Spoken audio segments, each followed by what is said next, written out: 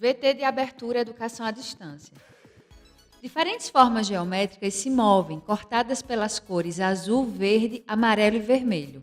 Se transformam na logo da Escola Técnica Estadual Professor Antônio Carlos Gomes da Costa. As cores e formas se misturam em fundo azul e vermelho. Abaixo e à direita da tela, o nome: Educação à Distância.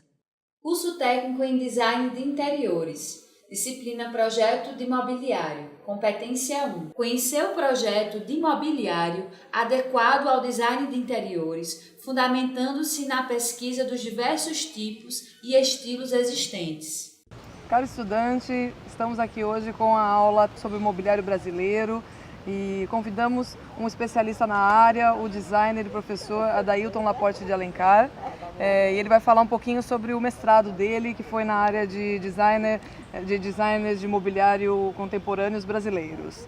Primeiramente, eu gostaria de agradecer a sua contribuição. Tenho certeza que vai ajudar muito a gente entender alguns assuntos que já foram abordados nessa primeira semana.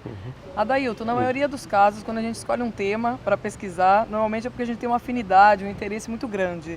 E no seu caso, no seu mestrado, você analisou a obra de diversos designers brasileiros. Queria que você contasse um pouco para a gente o porquê da escolha do tema, um pouco sobre sua formação e o que te levou a estudar a história do mobiliário. Tá. Eu me formei na Universidade Federal de Pernambuco, né? Meu TCC foi dentro também da área de mobiliário. Eu investiguei o trabalho de Sérgio Rodrigues e aí logo depois eu comecei a trabalhar. Na verdade, a minha iniciativa em trabalhar em cima do processo criativo do design contemporâneo de mobiliário partiu de um incômodo que eu sentia.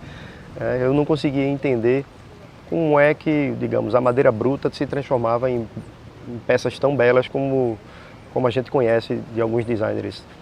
E partindo dessa motivação, eu fui investigar essa questão processual. Então,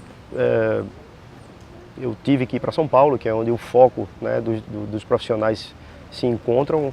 Então eu tive a possibilidade de entrevistar profissionais como Carlos Mota, né, como Paulo Alves, o pessoal da Marcenaria Baraúna, que são profissionais espetaculares, né? Enfim, Júlia Krantz, Juliana Lussar, foram profissionais de grande nome nacional e internacional.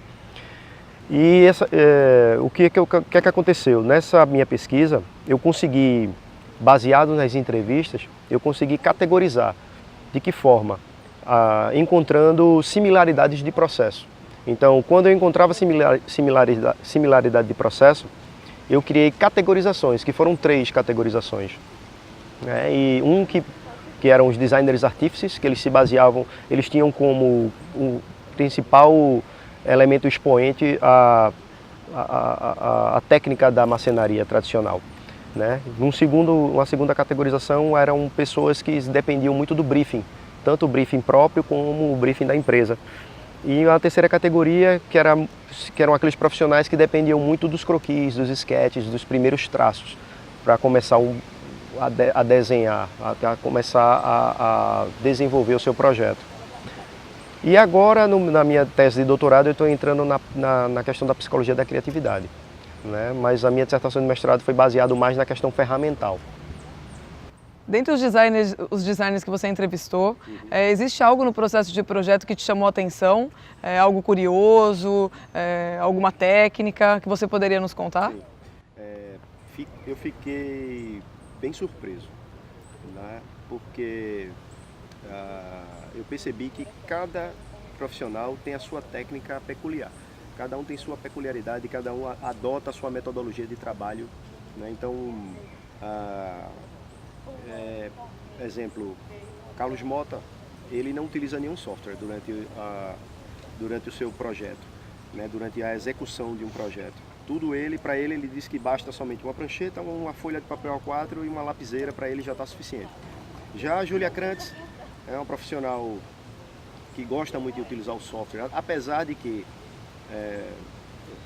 é compreensível a utilização do software, porque as peças de Júlia, elas são muito orgânicas, elas são muito fluidas, então ela precisa de algum suporte. Então ela utiliza um software para execução, né, como o CATIA, que apesar de ser um software extremamente poderoso e um software não tão fácil de aprendizado, mas ela escolheu o CATIA e ela tem, olha, o trabalho dela é magnífico, né? Então assim, eu pude perceber que cada profissional ele tem a sua metodologia processual, tá? Que foi até uma das perguntas que eu fiz durante a minha investigação foi: você utiliza alguma metodologia né, clássica para sua execução? E a resposta foi unânime: não uso. Mas as metodologias serviram como base para eu criar a minha. As metodologias clássicas, né, que a gente conhece, né, serviram de base, serviram de pano de fundo para que eles pudessem cada um criar a sua metodologia. Então, essa pesquisa foi muito interessante justamente por isso, que eu pude perceber que cada profissional ele tem o seu modo de trabalho, o seu jeito. Se você pegasse, digamos, a metodologia processual de um e passasse para o outro e vice-versa, não ia dar certo. Então, cada um tem a sua peculiaridade, seu modo de trabalhar, sua metodologia, enfim. Adailton, eu gostaria de agradecer a sua participação. Obrigado. Você contribuiu muito para que a gente conhecesse um pouco mais da história de imobiliário no Brasil. E sua pesquisa, eu sugeri para os alunos um link, né, para eles fazerem download e poderem se aprofundar um pouco mais. Obrigado. E queria que você desse alguma dica para o estudante que deseja continuar nessa carreira, se aprofundar no design de imobiliário. Tá. Não é nada fácil, né? Tudo tem sua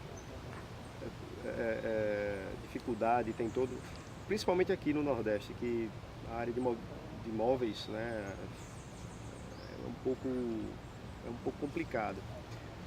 Eu vou dar um exemplo meu, tá? Quando eu me formei, quando eu acabei a bacharel em desenho de produto, em design de produto, eu fui para Bento Gonçalves, né? Porque queria trabalhar na área de imobiliário, então eu tive que me virar. E vendi meu carro, sem saber onde morar, sem saber onde trabalhar, fui bater em Bento Gonçalves e fiquei numa pousada durante um mês, entregando currículo em tudo que é lugar, né? Tem um lado muito ruim, que é que você fica lá sem olhar para um lado, olhar para o outro, não vê nenhum suporte, porque ninguém vai lhe ajudar. Mas tem um lado positivo, que é o amadurecimento profissional que você vai ter. Eu consegui ficar um ano numa fábrica de móveis lá, que foi a Sandrin, que foi, né, uma fábrica muito boa, que tive a oportunidade de ficar como desenhista detalhista da fábrica. Voltei porque eu queria dar continuidade ao meu trabalho como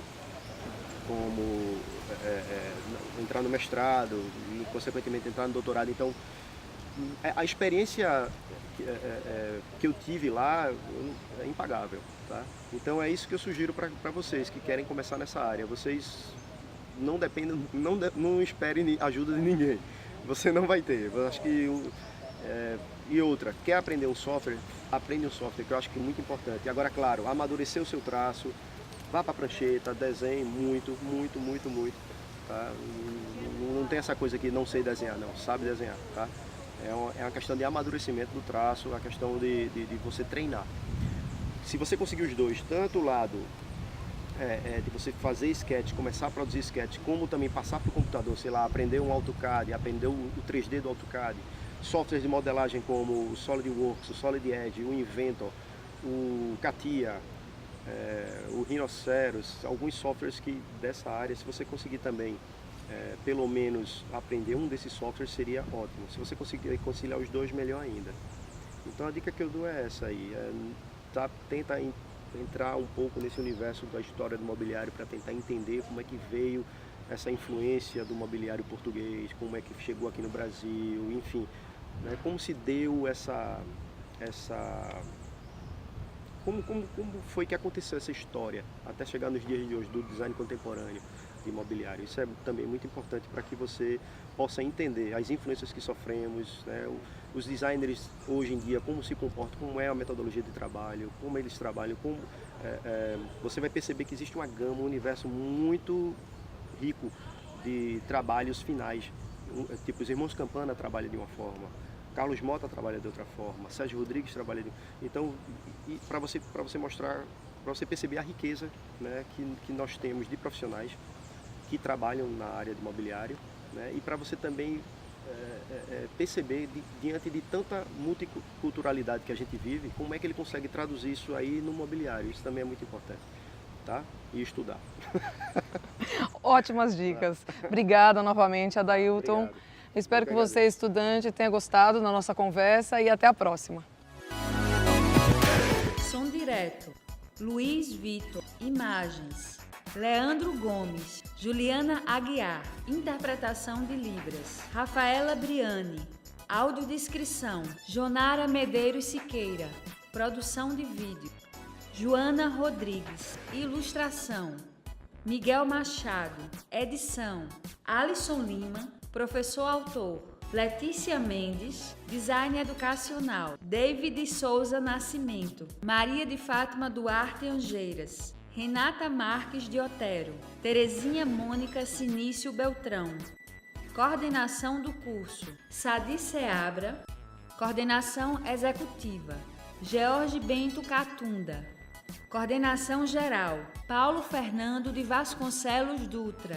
Videoaula produzida em janeiro de 2017,